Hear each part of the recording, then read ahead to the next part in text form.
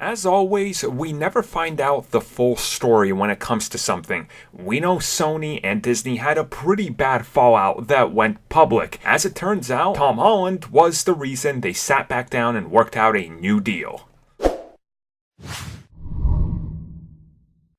Okay, so we know how the story goes. That's been confirmed by multiple sources now.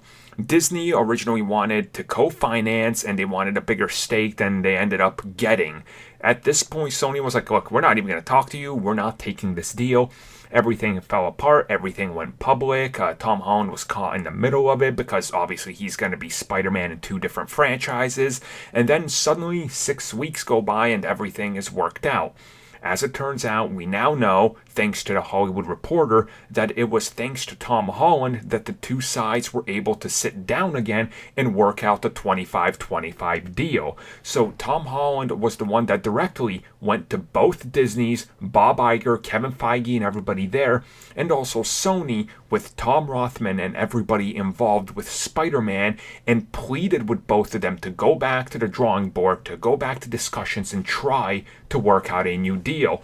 Ultimately, the deal that they ended up getting was the deal that kind of was originally pitched anyway, but I think you have to understand that Tom Holland, had he not done this, the thing would be over. It would have been exactly the way it ended up going. But Tom Holland, being a huge Spider-Man fan, obviously realizing that if they screw up Spider-Man in the Venomverse, his career is probably done, much like Andrew Garfield's was with the character. So he wanted to, do the best he could for his iteration of the character, and that was to go back to where it all started, and hopefully the two studios could make an agreement. And as we now know, they sat down, they worked out a brand new contract, a couple more appearances. Tom Holland's gonna keep on going. There's a chance they could renegotiate. So yeah, things are looking rather good.